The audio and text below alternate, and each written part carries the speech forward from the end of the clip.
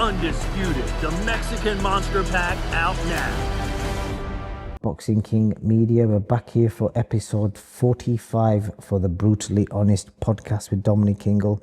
It's a pleasant Sunday evening, a day after.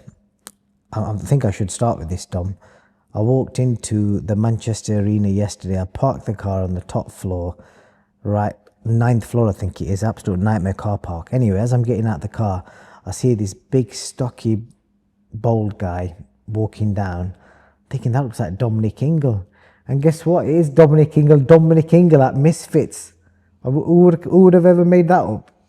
Well, I got an invite. One of my friends who I did a diet for, he was over from Dubai, and he lives in Halifax, and he got a box for that event. And he's actually had Ty Mitchell training in his gym in Dubai, and so he invited us over. Because he's on a flying visit and he gets all his mates together. So we got this box. It was good because when we came in, we got the escort into the through the Hall of Fame type of thing, like the VIP entrance, and then we got to the box. And we had his own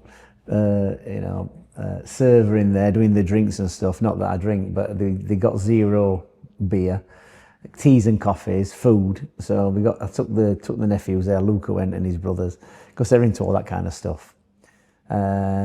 But it was an interesting night. It was a decent crowd. It's funny watching it from that angle, because obviously 99% of the time, I'm usually down at the ring, and obviously the last time I was in that arena was when Kell Brook boxed Amir Khan. So it's kind of a different perspective. But yeah, Misfits. To be honest, it wasn't a bad show, and I like how they put proper fights in with the celebrity fights, and I think there's an audience for that. And there was a good fight on with I think he was a middleweight and an American kid. He boxed well, stopped somebody. So yeah, it was an entertaining night. I was impressed with Joey Essex. He had a slugfest. Well, I'm going to come back to the fights, but I just wanted to put it out there that Dominic Ingle went to Misfits yesterday. It's mad because you was there, Carl FROCH was there, Tony Bellew was there. 3 people who were the hardcore boxing fans would not ever place anywhere near that type of boxing. Well, I wouldn't have paid to go and watch it. It was more of a catch up with a client of mine, like I said. But it was background. There was some interesting parts to it. But in all honesty, sometimes I've been to big shows and watched the undercard, and it was no better than that. So, was you entertained? That's the some of it was entertaining. It wasn't, a solid, gone are the nights now where years ago, when Frank Warren was flying high, and you'd have shows in Manchester with Naz, they always had good undercards. You might have Robin Reed on, you might have, Michael Jennings on some of them. They were quite good undercards. They had big names, or you had got FROCH, or you got Michael Gomez. They always, good fights. And then it got into a place where only the main support, the main fight and the chief support were any good. And the arena only kind of filled up for them fights. I think it needs to go back to those days where they're producing good undercard fights and bringing fighters through, but it seems to have lost its way a little bit. I was talking to another guy, one of my clients, who's been a massive fan, Seamus, and goes boxing all over the world, following boxing, and he said the same. You go and watch undercards now, it's not worth 2 bob. It's just a waste. So things need to change a little bit, and I think what Misfits are doing to a certain degree, they are trying to mix a bit of entertainment in with the serious fights to keep it interesting. Well, we're going to talk in a bit more detail about how the evening went, but the first thing, Dom, you've not told me this, but I apparently found out tomorrow is a special day for you. Special day? Well, 1 year closer to 60? Well, no, actually 2 years closer to 60. Well, I didn't want to say the actual amount of years, but I'm just saying a year closer to 60. Yeah, it is. I don't look it, do I? I mean, fine physical shape. Age is just a number, as they say. I'm older and wiser. Well, I'm older, I'm not sure if I'm wiser. But I think you get to a certain point, and I think you realise then the years and years of looking after yourself and, training, being on a good diet, not drinking, not smoking, not taking recreational drugs and getting off your head. It all pays off in the long run. So, you know, I don't actually feel any different to when I was 38, which is 20 years ago. Well, I've got a question for you. Obviously, growing up in a boxing environment, dad's literally living and breathing the sport 24/7. What were birthdays like for you as a kid? I don't know if you remember, like, what's the earliest birthday you can remember and what your dad did or what your mum did? All the birthdays went the same because there were 5 in our family and we got no money. So this is how it had run. We get a birthday, we get us cards, and we probably get stuff from the aunties because we had a fair few aunties and uncles. We get a card, we either get money in it or we get socks or we get deodorant, you know, them kind of things. Oh, and then my mother would make a cake. She'd make a sponge cake, and it was generally a chocolate sponge cake with jam in the middle, with probably cream with some icing sugar sprinkled on top and some candles, and that were it. So it was pretty basic, and that's probably why I'm not a big celebrator of birthdays. I know some people take the week off, some people have the day off. You know, when I was at school, some people had the day off school, we still had to go. So yeah, it was the same.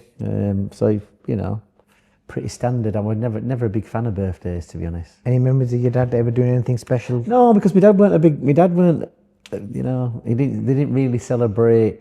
They weren't big on, I can remember, I think when they had the 25th wedding anniversary, we went out somewhere. But, you know, both my mother and father weren't big, you know, into celebrations. Christmas maybe, but birthdays, not a big thing. You know, wedding anniversaries, they were never bothered. So yeah, it's kind of, and some people blow it up, don't they? Now it's like it's massive, but yeah, we're never massive in it. I'm glad it weren't, because I think it is, you know, it's great that you're born and everything else, and I just think some people, you know, take it too far. What is the like, obviously now with your kids, obviously Luca's running this gym now. I don't think he's 20 yet, but does he get presents as well, or are you keeping the family legacy going? No presents, no parties. Luca's obviously John's lad, and I think it'll be the same. It's they get to 18 and it's like they're free to do what they want, aren't they? I think, you know, my kids have obviously had different upbringing to what I did because we got more money, but so they do have the birthday celebrated a lot better, and they do special things. But that's good for them, and it's like, to be honest, it never really bothered me. It's not a thing. I was more into, there were other things what excited me more than birthdays, like celebrating somebody's birth. It's like, you know, we're just lucky to be alive, aren't we? That we've got out there, we've been born, because so many people don't. You know, some people don't make it, do they? So I think just the fact that we've managed to be born into the world is a massive achievement, and that's the only celebration you need, really, the first one. Last thing on that, I don't think I've ever asked you this before, but when you was a kid, was you like a mummy's boy or a daddy's boy? Was there such a thing in that time period? I weren't either. No? No. It's weird, that one, isn't it? Because there were 5 of us, and I don't really think, well, actually, I'll tell a lie, his dad probably had a bit of favouritism because he was a bit younger than me. John Ingle. John, and he was a bit like, I'm not saying we're fragile, but I think my dad thought he was fragile. So he and he was probably less hard work than me. I was like, I weren't really much of a conformist. That's why I wasn't a mummy's boy or a daddy's boy. I think my dad always had his eye on me to make sure I didn't, you know, go on the wayward track, and he had to kind of steer me in the right direction. So yeah, and same again, I'm glad I wasn't, you know, spoilt in that way. I think my younger sister probably were. But yeah, it's there were 5 in the family. Everything was a competition. You had to fight for what you wanted, and luckily I was good at fighting. Good stuff. Always good to get a bit of a family insight. We'll move on to the boxing. I'm going to get you to, I'm not even prepped you for this, but I'm going to let you do it on the spot. So I was saying in the Boxing King Media WhatsApp group that we've set up, we're doing some giveaways. We gave away the AJ hoodie last week to somebody in Ireland as well. Cost me a fortune to send it to Ireland. Just for clarity, it's got to be UK only, unless you want to pay for the postage, shipping. Yeah, if it's going to be outside UK, you're going to have to pay for the shipping if you want it. If not, it'll go to whoever's next picked out. But it's mainly for UK people only. Dom's going to ask you a question, and this week I'm going to give away a Dimitri Bivol hoodie, and this was a fight week hoodie that he wore when he beat Artur Beterbiev. You can't buy these hoodies, they're not available anywhere. They were exclusively done by Boxraw, and it was a team hoodie, and Bivol wore it during the week. So Dom, have you got a question you can ask him that's going to be hard to like just quickly Imagine research? that, asking me that kind of question straight off the bat. You must have some sort of question you could ask. How about something about the gym, something about your dad, maybe how many champions you had, I don't know. Well, we could do the champions, couldn't we? But I'm going to say, I'll tell you what I'm going to say.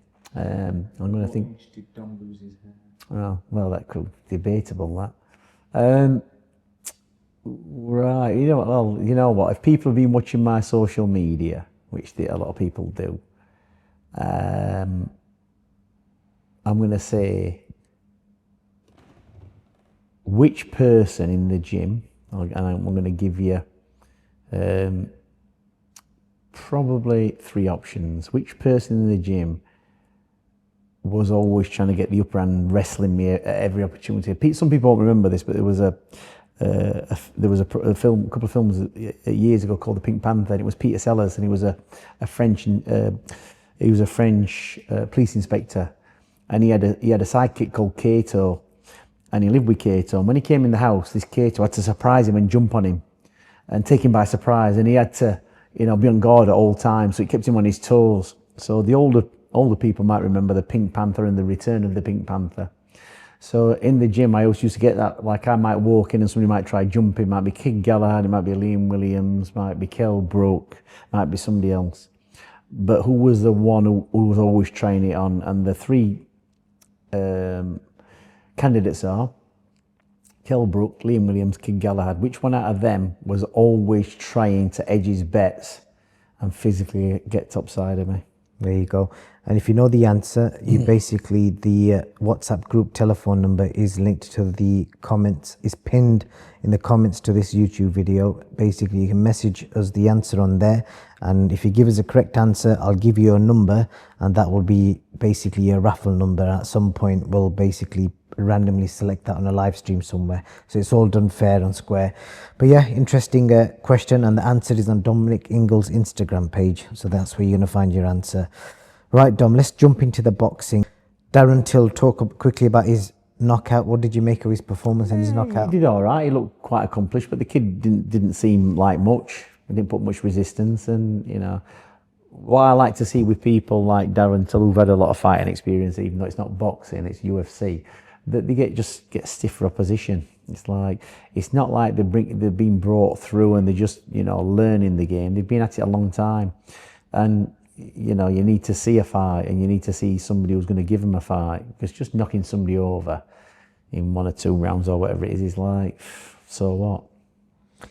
Well, we saw him clean out his opponent. I think he said it himself in the press conference. He could have just knocked him out when he wanted to, and that's what it seemed like he did. So he el-sparkoed him, in the words of Carl Froch, rendered him unconscious, again in the words of Carl Froch, and then Darren Till jumped out the ring and put it on Carl, whilst Carl was sat back enjoying an apple, I think it was, just smiling at him, and I think he yawned at him. What did you make of that bit of exchange? Well, like I say, regardless of what people think about Carl Froch, what his personal views are, or whether he's arrogant, or is this or is that, one thing I am only going to measure Carl Froch on what I saw as a boxer. And not only did I see him box, I had people sparring him, I had sparring partners for him. When he boxed with Mick Hennessy, we sat down and talked a lot when we were over in America and places, and but he was a big Nas fan, and he was a big fan of my dad. And I always remember one fight he had, Junior Witter, boxing in America, and we're coming back, and he was sat in the airport with us for a good 1 or 2 hours talking about boxing and everything like that. So, from that point of view, I've got a lot of respect for Carl Froch, and what he's doing now, he's being retired. For me, because when I look at boxers, what interests me is the ones who, can, if they talk the talk, they can walk the walk, and you can't take it away from Carl Froch that's what he did. I mean, he went in there. I always remember his fight with Jermaine Taylor. He was getting beat for 11 rounds, and in the last round, he just dug in, bit down on his gum shield, and just put everything in. And that's what I want to see, to be honest. I want them seeing doing that. I'm not really interested in what they're saying outside of the ring or whatever. I want them seeing that when they get in that ring and somebody starts giving it them, they're going to stand there and give it them back. So when, you know, Darren Till was mouthing off at Cole FROCH, he was cool as a cucumber. He didn't really react, just eating his apple and whatever, and he was all getting wound up. But he just had a fight, so adrenaline will be kicking in. So yeah, it's interesting. It's been going on online a while, because I think somebody commented on something I posted, and I just said, well, I don't even think it'd even be a fight. I think Cole FROCH would flatten him, and then, well, if he took him down and he did this, or it were in the street, and everybody's got their opinions, which is good. It keeps it alive. Well, Carl's not fought for 11 years. This guy's active. He's, you know, again, you said the opposition could be questionable, but he's ironed them all out. But he's active. Carl's, in his own words, I think he said this morning, he's not done any sparring for years. So based on that, if it does happen, actually, before I even ask you to predict any potential outcome, Carl basically teased in his video he did this morning. He basically said that 1 minute he was saying he doesn't want to damage his nose. Then he was toying with the idea of maybe doing some training and some sparring to see how he feels. And then he's going to entertain the idea. He had the producer from The Zone there speaking to him about it. So what do you think is going on in his head? Is he doing it for the YouTube views, or is he genuinely, do you think he'd do it? It's funny because he called me about 2 weeks ago, Cole FROCH. Well, Carl FROCH rang you? Yeah, he rang me up. He rings me every now and again, once in a blue moon, got his number. I've told you the last time when he phoned me, when it was Tyan Booth. But he's actually phoned me since then on a conspiracy theory thing. But yeah, he phoned me a couple of weeks back and asking me some advice on something. And he was talking about getting into weight training and putting some size on and one thing and another. And he was off to see Dorian Yates in Marbella, because he's got a gym out there, and Johnny was out there, I think, because they do stuff with Johnny does stuff with him. And I just said to him, well, to be honest, Carl, I says, you're known, I says, for your fighting ability. I says, you can fight. I says, and as a man, the one thing you need to be able to do is fight. Don't not look like you can fight, but to be able to fight. So I can't see why you want to get into weight training or put a bit of size on, be a bit bigger. I says, just as you are, you know. I think he said he walks around about 13 stone, which is a stone above his fighting weight. And he was just asking about diet, and just talking about Johnny, how Johnny's kept in shape all these years. And maybe there he was thinking, you know, if I go down the weight training route and whatever, get into this stuff, I'm going to be too big to box. So maybe the idea back then, a couple of weeks ago, that he was entertaining the idea of this fight with Darren Till. But in all honesty, I don't think he will, because he's been retired 10 years. And I think if you're going to do that, it's going to be 1 or 2 years and you're going to get the bug and come back. But I think he's been well out of it for 10 years. He had his nose done. Clever move, because he had his nose done, he had his teeth done when he finished boxing. And when I see people now having the teeth done, having the nose done, while they still got a boxing career, it's ridiculous, because they're not going to want to get hit in the face. So at least Cole did the right thing. And I think, to be honest, he's doing well on his social media and his YouTube videos. He's winding everybody up. He's getting everybody's back up. He's getting everybody talking. He talks quite well. And he's creating interest. And I think that's probably what it was yesterday. I don't think he'll fight again. He don't need to fight, does he? And it's also, you know, it's not strange, but relevant. Kell Brook phoned me up the other day, a couple of days back. And he was talking about, you know, he's been retired 3 years now, and we're talking about boxing and the fights and looking back over everything. And he's been offered money to be in the bare knuckle boxing. Frankie Gavin's done it. I think somebody else is going into, or Liam Williams might be even doing it. James DeGale. No.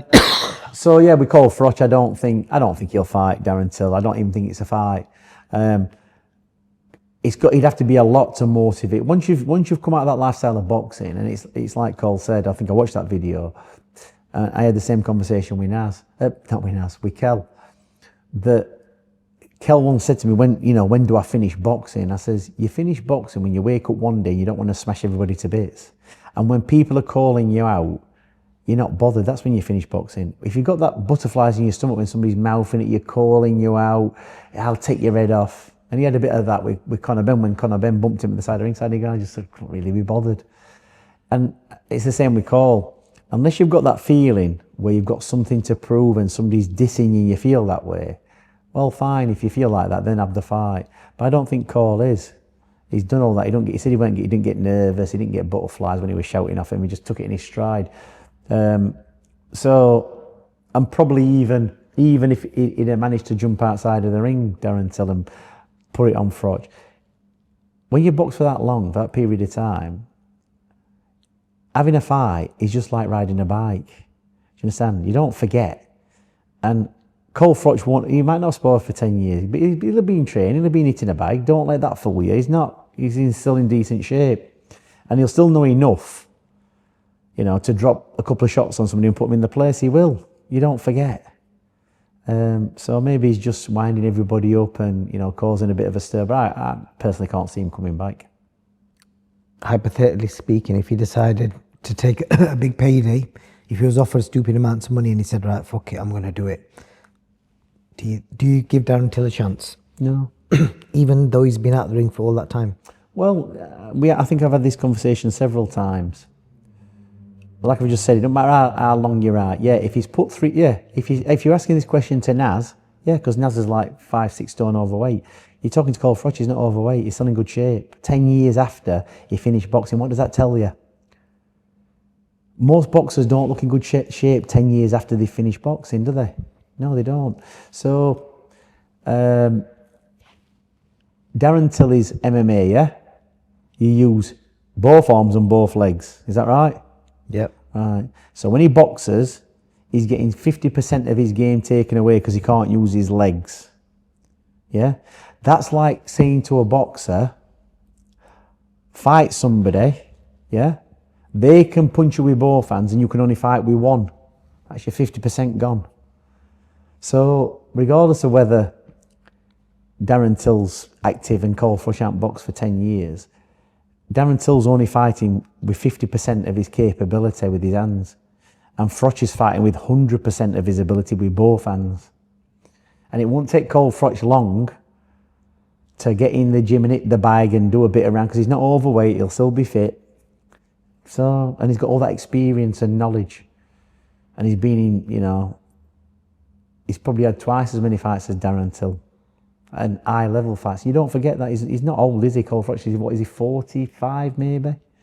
I'm sure he's close to 50, but he's not close to 50. He's not as old. Oh yeah, he might be close to 50. Yeah, but he's in good shape, and that's it. He lives the life, doesn't it? And do you know what? When I was watching that video, he was having a drink, and I'm not sure whether it was non-alcoholic, but he did look like a bit giddy. So maybe we were just having a bit of banter, because he goes, "Well, we're having a drink with producer from DAZN," and he had a bottle, and it looked like a zero to me, but he might have had one or two. So he'll have been a bit, being a bit up for it and being a bit, having a bit of banter. So we'll see, won't we? But I don't think they could offer him. I don't think they could offer him enough money to take a fight. Whereas I think if he was offered it by Jake Paul, because of the money, what that generates, and that might be a fight that Cole FROCH would take. Right. Well, I think that's quite an interesting viewpoint from yourself, Dom. And I think the last thing I was going to just quickly touch upon is I'm sure your DMs have blown up as well. The last podcast we did, we spoke about, Anthony Joshua contacted you about the infamous bag in the gym. You've given him a piece of history of the gym. Yeah. And I've had loads of people messaging me, asking me, when are these bags coming out? Are you going to sell them? Are you going to ship them? Blah, blah, blah. Can you give any update on the? Yeah, I'm saying I'm just waiting now. I've got it's all ready to go, and I could have had them done by now, but I've decided to put a logo on them. So I'm just waiting for the company to give me the price on, the logo. It's going to have the Ingle Gym Legendary Heavy Bag on. So I was actually thinking of having one done for Joshua, because he's ordered 4 more. Big Josh. Yeah, have it as that one, Big Josh. And maybe have it filled to the weight that he is, what will he be in kilos?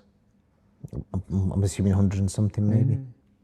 We'll see. But yeah, if anybody wants a bag, I'm going to have so many made. I'm not going to make a lot, because I'm going to keep them quite exclusive. And it's... Well, obvious question people ask is, have you decided a price point, how they're going to get shipped, etc.? Yeah, well, I have decided a price point, but people are going to have to DM me. Okay. It's going to be in the hundreds, because just to give people an idea, that box row bag you've got behind you there, I'm pretty sure that's like $1,000. So bags aren't bags aren't cheap. Or 1,300 it is. So This won't be that. It won't be that expensive. They're going to be around 500-600 quid, and that's because it's not a money-making scheme. It's just, like I say, it's gone to a good home with Anthony Joshua. He's obviously been a unified world champion, and he's and it's like if Tyson Fury asked for one, he'd probably get one. But they're in a good place, aren't they? Like I say, legends have hit that bag. The people who've been in here, like I say, it was up when Eubank was here, when he came sparring Errol Graham. So it's seen some action and it's got a bit of history to it. But it's good to watch the comments. Oh, you're going to break your hand. They're no good, and it's this and it's that. But I was thinking of Bruce Lee when he was hammering all in wooden sticks, and it never affected him, did it? Yeah, Bruce Lee, and it does condition you. And it's like, I think somebody said, well, Naz had bad hands. Yeah, Naz didn't have bad hands from it in that bag. Naz had bad hands for boxing at the time, 6-ounce rays when he first started boxing at the weight. I think when he was super bantam, you could box in a 6-ounce ray. Wow. But they got rid of them, and you could only fight in 8s and 10s then. And there was a bit of controversy over that because people said, well, to be honest, it's allowing people to have more of a sustained beating with these bigger gloves. Whereas if you got them small ones on at the small, they get knocked out. And most of the fatalities were always in the lighter weights. So, interesting how boxing's moved on. But yeah, obviously people on my Instagram, you drop my Instagram on there. I've had a few people, in fact, I've had somebody already buy one, I think from up in Bradford. And so he's just waiting for his. So yeah. Good stuff. Well, let us know whether it's Dom's Instagram or you want to message us. Dom's taking orders now. Thank you very much, Dom, and we'll speak next time around Canelo Crawford.